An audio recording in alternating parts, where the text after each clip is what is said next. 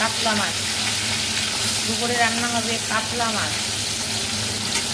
কাতলা মাছ ভাজা চলছে, এখানে চারটে মাছ, এদিকে দিদার তরকারি হবে। এটা দিদা বয়স্ক মানুষ তো, ঝাল ঝাড়া তরকারি হবে।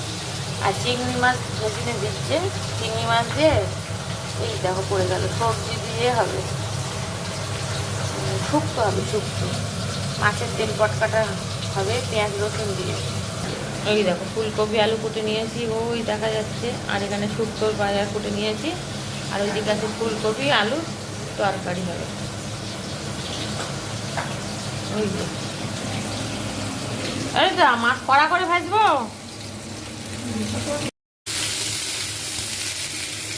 আমার এদিকে হচ্ছে মাছের কালিয়া করবো, ফুলকপি আলু ভাজা। এদিকে হচ্ছে মাছের তেল পটকা। উড়ে বাবা রে, কি আওয়াজ, চটপট হেবি খেতে। কিন্তু এইগুলো দেখো পুরো একদম কত সুন্দর করে ভাজাভুজি হয়ে গেল, দেখেছো? এইটা কেটে দিলে মনে হয় বেশি ভালো হতো। সব হয়ে গেছে, কিন্তু এটার উপায় কি করা যায়? এটা হচ্ছে মাছের তেল পটকা, মাছ, কাতলা মাছ।